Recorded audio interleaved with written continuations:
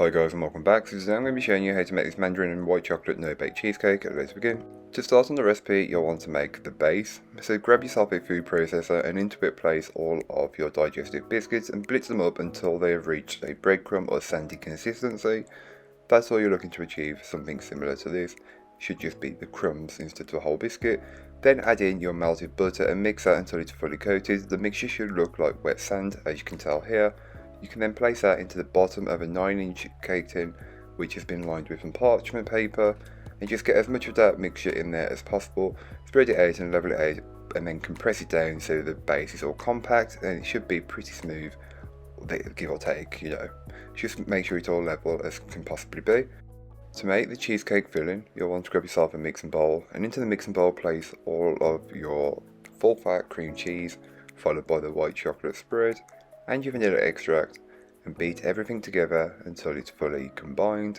You'll normally find around a minute to 2 will be the perfect amount, but if you mix it for that little bit longer, the mixture will thicken up and be perfect. As this cake doesn't have any gelatin in, you're relying on whipping everything up until it achieves the right thickness.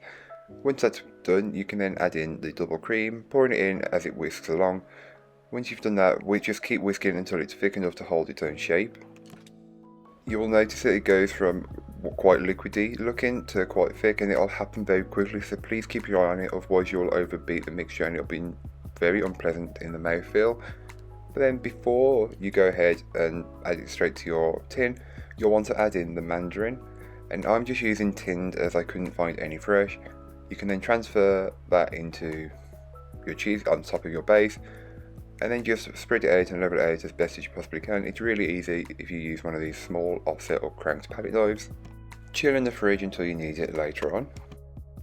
So when you are ready to serve the cheesecake, you can go ahead and add the cream. So to make the cream, grab yourself a large mixing bowl and place in all of the double cream, your icing sugar and vanilla extract, and just whisk on a medium-high speed until everything is fully combined and the cream holds its shape.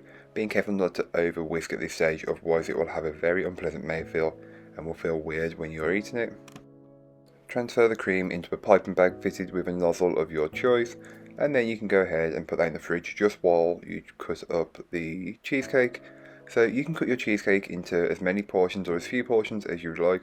For this occasion I went with 9 portions of cheesecake, which were very big squares. You could easily halve these and have a very nice dessert. Then to finish the cheesecake, I just take some more white chocolate spread and place it into a piping bag. You may need to warm it slightly just before use.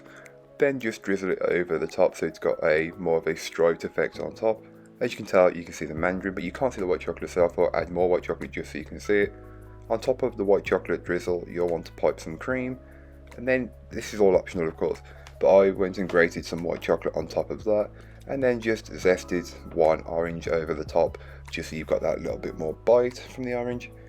And then just got some white chocolate chips and sprinkled them all around. Of course, all of these are optional, so feel free to customize it to suit you and the people you're serving. So that's all for today. I hope you enjoyed. If you did, don't forget to like, comment and subscribe for more from me, and I'll be back again soon with another recipe, so join me then. In the meanwhile, don't forget to check out the description.